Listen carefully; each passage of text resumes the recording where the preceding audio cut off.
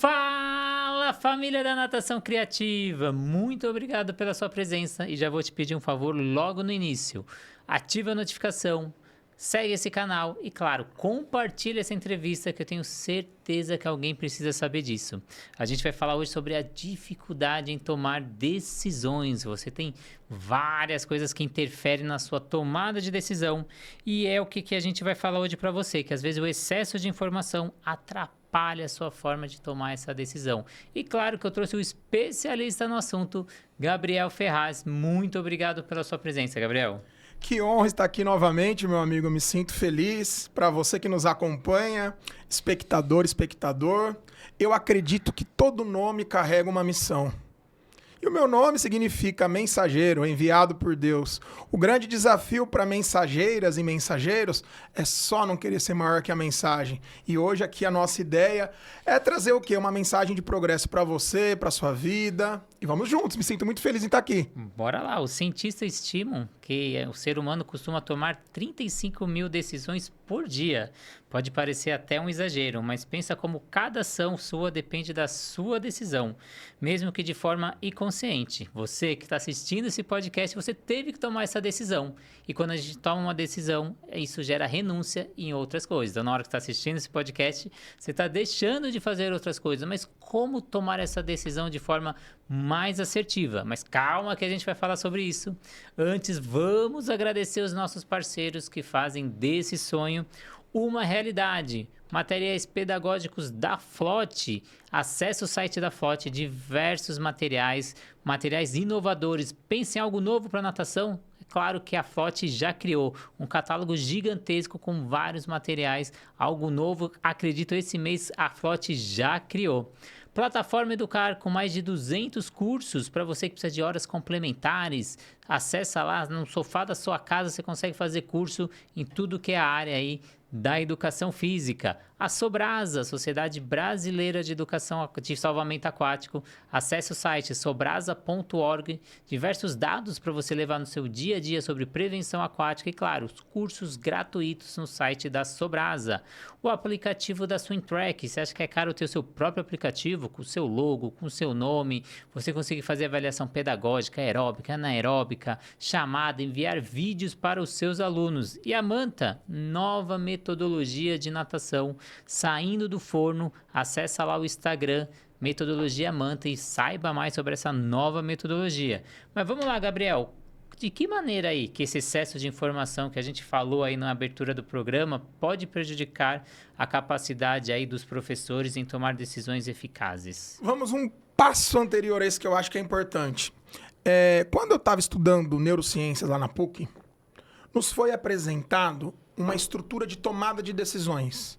Por exemplo, tem um estudo de Harvard, onde você bem citou, que de 35 mil decisões diárias que nós temos, 95% são automáticas. Então, a inteligência emocional, que é tão falada nos dias de hoje, ela se torna um diferencial, uma soft skills. Pelo menos uma vez por ano tem um encontro em Davos, que é o Fórum Econômico Mundial, que eles observam quais são as habilidades do profissional do futuro. E uma delas é exatamente a criatividade. Só que como o nosso querido Aristóteles lá, uns 3.000 anos atrás já falava, toda virtude ela tem sua luz e sua sombra. Então a criatividade, as ideias, o como fazer as coisas é um diferencial? É. Só que o excesso de ideias, o excesso de informação acaba gerando um desgaste cognitivo.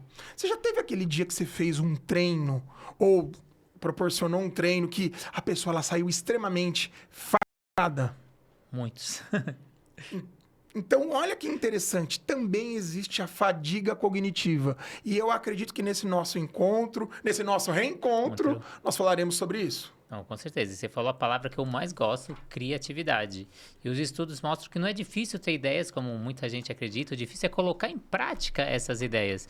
E ideias a gente tem milhares aí durante o dia, mas como aplicar e como colocar em prática, isso que é o mais difícil. Mas aí, Gabriel, como os professores podem identificar quando eles estão sobrecarregados de informação? Como você falou que a gente vive sobrecarregado de informações. E quais estratégias a gente pode adotar para gerenciar essa sobrecarga? Primeiro que nós estamos aqui para trazer algumas possibilidades. Vale lembrar que o seu contexto, a sua tomada de decisão depende muito do que você faz diariamente. A excelência, ela não é um ato, ela é um hábito. E, infelizmente, eu sinto que se nós olhássemos para as nossas pequenas decisões diárias, nós teríamos mais autoconsciência, que é o primeiro pilar da inteligência emocional. Um ser emocional, ele tem a capacidade de escolher dentre. E aqui agora nós traremos alguns estudos, algumas informações para te ajudar a refletir sobre a sua decisão padrão. O primeiro, houve um estudo de 1.100 decisões judiciais ao longo de um ano. E o excesso de informações afetava diretamente as decisões desses juízes. Eles, durante um ano, ficaram observando os juízes e eles entendiam que a chance de eles liberarem um habeas corpus no período da manhã era maior do que no final do dia. De 35 mil decisões que nós temos no dia, lembra, 95% é automático. Como que vai mudar de um dia para o outro? A autoconsciência. Se você chega no final do dia e cria uma motricidade neural de se perguntar, como foi meu dia? Quantas reuniões eu tive? Como que eu meço a minha produtividade? Porque senão a pessoa lá entra num modo automático e ela não tem atenção para as decisões padrões. Já existem estudos que eles falam que o que é mais importante para o seu dia, você deve fazer até às 10 horas da manhã. Essa é a primeira dica de progresso. Quer entender as suas decisões padrões? Como você organiza seu dia? Como você toma as decisões, as reuniões mais importantes? Um outro ponto importante para uma decisão padrão, alimentação.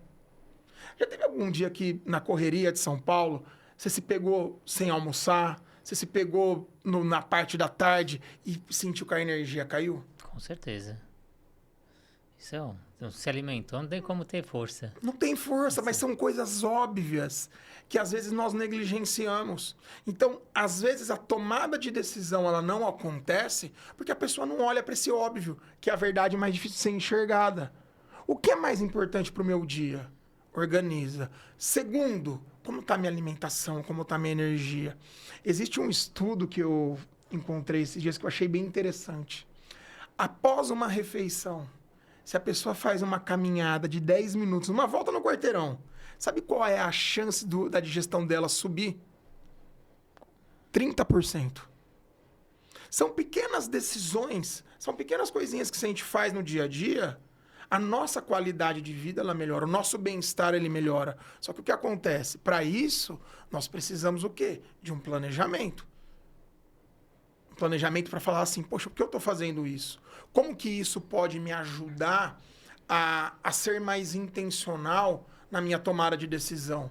Porque o que é uma decisão? Se nós pegarmos a palavra decisão, a etimologia da palavra decisão. Decisão significa cortar fora. Então, para eu ter uma iniciativa, o que eu preciso tirar da frente para fazer aquilo que realmente importa? Sensacional. E você falou muito aí da criatividade novamente. A criatividade é o ato de você criar algo novo. Só que a grande dificuldade disso é que a gente está fechado em padrões, algo padronizado. Então, na hora que eu vou tomar uma decisão, que eu vou fazer alguma ação, eu penso em algo padronizado, porque isso me gera mais conforto. Porque o padrão já foi testado, já foi executado e a chance de dar certo é muito maior do que na hora que eu venho com algo criativo, inovador, diferente. Então, o medo de dar errado, às vezes, me trava em um ser criativo. Então, já tem estudos que mostram que as pessoas têm mais medo do julgamento do outro do que da própria morte. Então, na hora que eu vou ser criativo, eu tenho esse medo de errar, do olhar do outro, de ele enxergar que às vezes eu estou fazendo algo de errado. E a sociedade mostra pra gente que errar não é algo satisfatório. Até imagina, eu vou lá, faço uma prova, tiro 9,5. Chego em casa todo feliz, conto pra minha mãe, pro meu pai, nossa, tirei 9,5. A primeira pergunta que eles vão fazer, qual que é? O que você errou? Eles não estão olhando tudo que eu acertei, mas sim o que eu errei. Então, esse olhar sempre para o que você errou de forma negativa é como a gente aprendeu e a gente convive até hoje na sociedade. E eu tenho certeza que algo que você errou ali, em qualquer prova, em qualquer coisa da sua vida, é algo que te marca e você não erra mais. Então, errar faz parte, às vezes até benéfico esse erro, só que a gente enxerga ele como coisa negativa. E aí essa parte emocional, que eu falo tanto de você conseguir lidar, como gerenciar esse emocional, pode auxiliar aí os professores a filtrar as informações relevantes e manter o foco em suas atividades. Eu vou pegar um gancho Pode nessa pegar. reflexão que você trouxe, que ela é extraordinária. Se você for no YouTube e escrever assim, rápido e devagar, você vai ver uma imagem ilustrada de 8 minutos, que é um estudo que levou 45 anos, ou seja, imagina um estudo de 45 anos reduzido em 8 minutos, mas já vai te ajudar a entender o quê? Viés da negatividade. O autor, que é o Daniel Kahneman, ele entendeu que nós temos vieses. E o que são vieses? São atalhos mentais, onde é o combustível para minha tomada de decisão. Mas qual é o problema desses vieses cognitivos? Eles podem gerar um julgamento errôneo. Aconteceu com você de se olhar para uma pessoa e falar, putz, eu não vou com a cara dessa pessoa. É a famosa afinidade. Aí você conversa e você fala, nossa, nada a ver, ela é super gente boa, ele é super atencioso. Então, esses vieses, por exemplo, o viés da aversão à perda. O ser humano, dentro das suas funções executivas, ele tem vamos dizer assim, uma região que ajuda na tomada de decisão, que é o sistema luto-fuga. Então, eu preciso estar atento, eu quero economizar energia e também não quero ir para o novo, porque para o novo vou gastar energia. Esse viés da negatividade me faz ficar ligado, me faz ficar ligeiro e não querer perder dinheiro, ter uma visão pessimista em olhar o pior, em virar para a filha, para o filho e falar, poxa, você está na natação há tanto tempo e só está fazendo o básico, está na pranchinha ainda, ao invés de falar, nossa, meu filho, olha os índices de obesidade no Brasil, olha os índices de pessoas que não têm uma leitura, porque mudanças estruturais, elas são gradativas. O Daniel Kahneman, ele tem esse sistema chamado rápido e devagar, e ele fala que um dos vieses, por exemplo, é esse viés da aversão à perda. Se a pessoa ganhar R$10 de manhã e no final da tarde ela ganhar R$10, ela vai ter uma tendência em lembrar mais do que ela perdeu do que ela ganhou. E essa posição perceptiva, muitas vezes, pode atrapalhar ela na tomada de decisão. Não é interessante isso? Nossa, demais.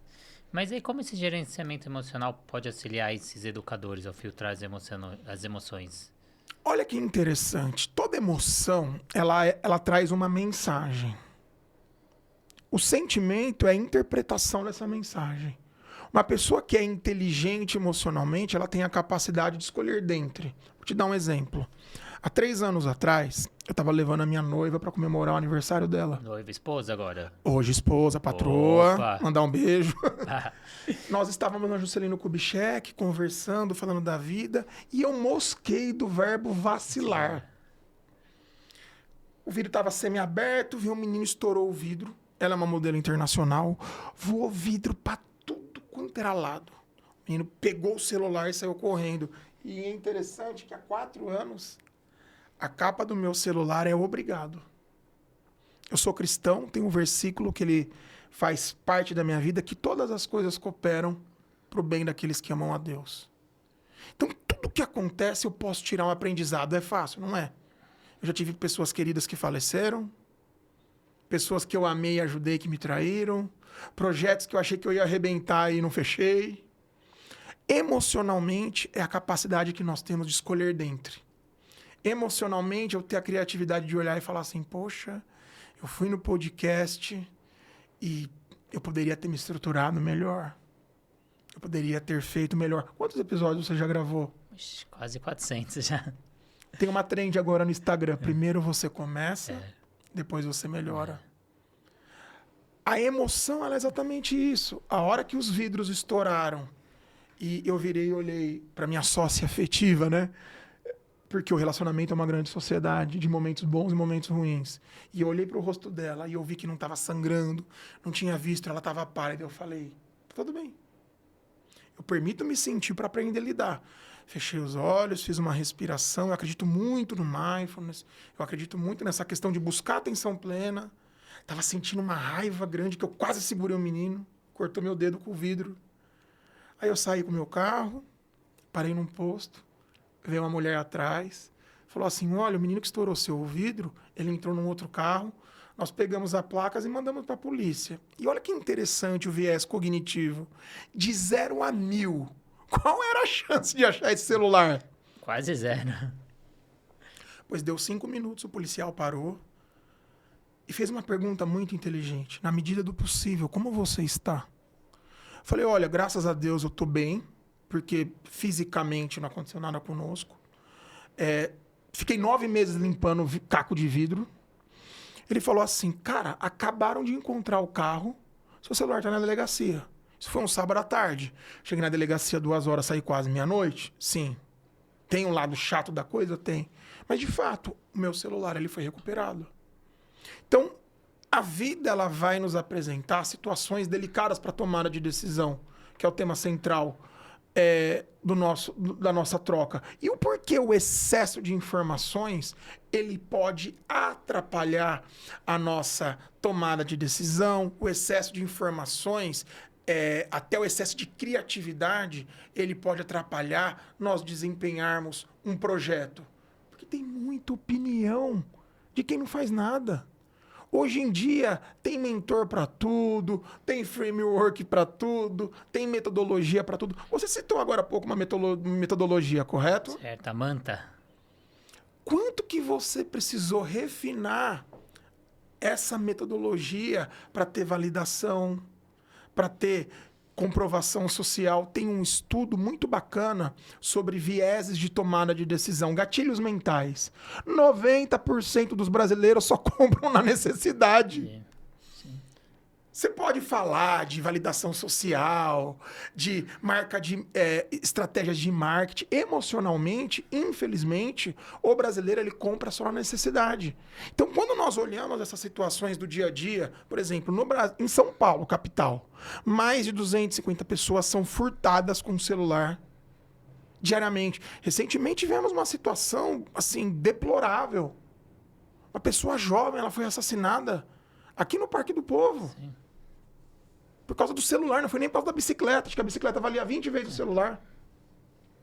Então, para você, professora, professor, quanto maior for o seu letramento emocional, quanto maior for o seu entendimento do que está acontecendo comigo, como que eu posso lidar com isso, eu acredito que a vida ela ganha mais sentido. Aí você falou muito aí do viés cognitivo, falou com esse excesso de informação, até um bloqueio para a gente ser criativo é esse excesso de informação. Tem estudos que mostram que a gente é criativo quando a gente está no ócio. E hoje em dia a gente não vive no ócio. Então, no momento que eu estou sem fazer nada, eu já pego meu celular, já estou mandando mensagem. Ultimamente as pessoas fazem 2, 3 coisas ao mesmo tempo. E a gente não tem esse momento de parar, refletir, ter pensamentos aí na minha tomada de decisão. E aí eu te digo, como esse viés cognitivo, que você falou tanto, pode afetar as decisões dos professores, mas principalmente quais são as estratégias que a gente consegue adotar para minimizar, já que a informação está aí por toda parte. O céu da Google teve uma frase uma vez que ele falou que do ano 0 até o ano de 2003, tudo que foi produzido de informação é o que a gente produz em um dia hoje. Olha que interessante, um viés cognitivo, ele vai ser o combustível, o atalho mental para minha tomada de decisão. Aqui vai um conselho para você refletir. Opinião é diferente de orientação. Opinião todo mundo tem. A orientação, essa pessoa precisa ter uma legitimidade. Ou seja, ela tem uma trajetória. Principalmente, eu gosto de valorizar mentores, mentoras, pessoas numa tomada de decisão que tiveram momentos desafiadores. Eu vou trazer aqui uma dica para você que gosta, por exemplo, de leitura. Tem um professor que eu admiro muito, ele chama Christian Barbosa. Ele tem esse livro aqui, ó. Por que as pessoas não fazem o que deveriam fazer? Equilíbrio, vida e resultado. Uma busca que todos temos. Nesse livro de capa azul, se você de repente está nos ouvindo, ele traz um recorte bem interessante. Olha só, infelizmente, o excesso de ideias também não é positivo para o nosso cérebro. Quanto mais informações e dados temos na cabeça, pior nosso processo de decisão.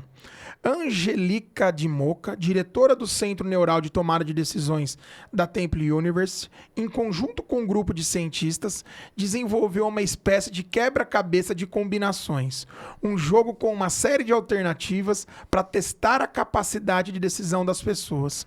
Quanto mais informações e ideias eram inseridas, mais ansiosas e mentalmente exaustas elas ficavam. Quanto mais tentavam, mais erros críticos cometiam. Por quê? Porque o excesso de informação, a fadiga mental, faz a pessoa ficar tão sobrecarregada que, da mesma maneira que tem a exaustão física de um treino disfuncional, eu lembro que na época eu estava treinando para ir para a Maratona de Chicago de 2019, tinha um conceito, professor, me ajuda, tá? Se falar groselha, você me corrige, chamado overtraining. Sim. Da mesma maneira, o esgotamento emocional, o burnout, é um dado momento que a pessoa está com excesso. Todo excesso esconde uma falta. Então, esses estudos, eles nos ajudam a enxergar, tá, qual é a minha necessidade? Qual é a viabilidade dessa necessidade? Qual é o meu chamado de vida? Ah, Gabriel, mas eu tô com ideia de... Você conhece alguém que tá com ideia de fazer 5 projetos há 20 anos e não deu start nenhum? A grande maioria. Eu tenho uma pós-graduação que eu lancei, eu tenho aluno que tá há meses falando que vai se matricular e não se matricula. Porque tempo é uma questão de prioridade. Então, essa ruminação mental, essa fadiga mental, a pessoa ela passa de 3 a 4 horas nas redes sociais. E ela vira e fala para mim, Gabriel, eu não tenho capacidade de ler 15 minutos. Dê chance ao hábito. Você não precisa ler 20 livros em um ano. Escolhe um livro para você ler em 4 meses e se compromete, põe um alarme a fazer o seguinte, eu vou ler 5 minutos, eu vou ler 2 minutos, ao invés de ficar scrollando lá nas redes sociais. A tomada de decisão, ela passa por esse processo cognitivo. O que eu quero, o que eu sinto em relação a isso, o que aconteceu comigo, o que eu vou fazer com o que acontece comigo. Uma das coisas que eu gosto na parte comportamental, eu como analista comportamental, eu gosto muito da psicologia positiva e tem uma sabedoria chamada Eneagrama. Já ouviu falar? Sim. O Eneagrama ele traz 9 pontos de personalidade com 3 centros de inteligência. As pessoas que são mais ativas, as pessoas que são mais emocionais e as pessoas que são mais mentais. Eu sou mental. Então você percebe que eu preciso ler, eu preciso anotar, eu preciso pesquisar. E muitas vezes, por causa do medo, eu perdi muitos sonhos. O medo tem roubado sonhos. E aí a gente começa a escutar demais as pessoas e às vezes não dá atenção pro efeito neblina. Agora chegou no ponto que eu queria. Para tudo, você que tá aí fazendo almoço, você que tá no trânsito, pega o celular e olha para ele, porque agora eu quero saber o que é esse efeito neblina e como ele se manifesta na tomada de decisões. Os fracassos, eles podem ser dolorosos, mas eles nos definem. Muitos dos desafios que nós enfrentamos na vida, eles vieram envelopados com uma grande bênção. Porque a falta de resultado fez a gente continuar tentando. O autor desse livro, Christian Barbosa, ele é de Santos. E ele fala que algumas vezes ele precisava vir para São Paulo, para alguns projetos, e quando ele chegava na Imigrantes, na Anchieta, tinha neblina. Em nossas vidas, já aconteceu com você aquele momento que parece que falta certeza, você faz tudo certo e fala, poxa vida, eu não consigo progredir. Eu sou uma pessoa dedicada, honrosa, íntegra. De cada 6 empreendedores, 4 quebram em menos de 2 anos. De cada 10, 2 ficam a mais do que 7 anos.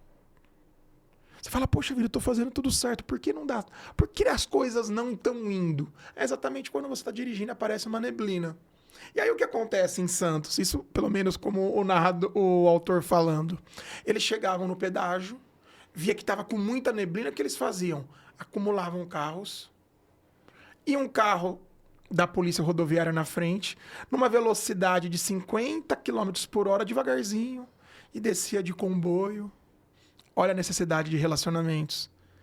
Embora a velocidade não era tão acelerada, mas todos estavam bem. O efeito neblina para tomada de decisão, ele nos ajuda a ter uma rede de apoio, um networking, para você chegar e falar assim, ó, tô com uma ideia. Qual é a sua opinião sobre essa ideia? Só que aí, bem-aventurado aqueles que não andam no conselho dos ímpios. Você precisa diferenciar informação, opinião e orientação. Nós temos muitas informações, é o que você falou. São mais de 60 mil pensamentos por dia, são mais de 35 mil decisões diárias. Quem que eu vou escutar? Para na trajetória da vida ser feito neblina, você ter atenção. Todo mundo vai ter perrengue, todo mundo vai ter desafios, mas às vezes não precisa parar. É só não acelerar. Porque às vezes se você entra no... Você já errou o caminho em São Paulo? Direto, ontem mesmo. Vou falar pra vir gravar hoje aqui. Eu errei a entrada, eu falei, meu Deus, 10 minutos. É na rua de trás. Às vezes a nossa falta de atenção, a nossa pressa, tá nos deixando mais ansiosos. Sim.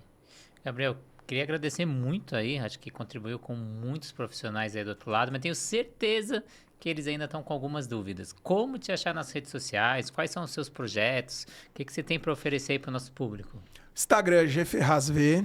LinkedIn, se você está inscrito ou inscrita numa rede que é mais profissional, que traz mais artigos, é Gabriel Ferraz Vidiri.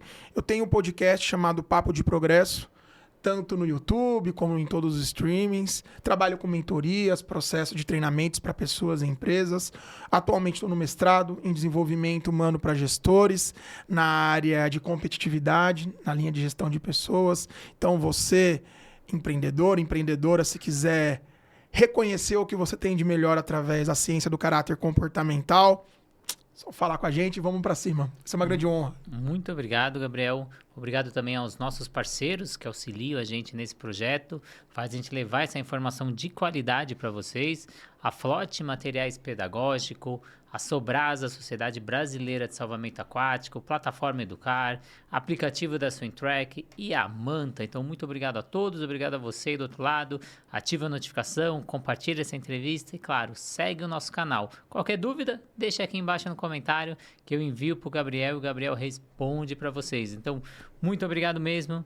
E posso pegar seu celular aí, Gabriel? Opa! Que essa mensagem aí hoje me cativou aqui e me impactou. Obrigado a vocês que acompanham a gente, mas eu quero que você pare nesse momento, feche o olho aí e agradeça.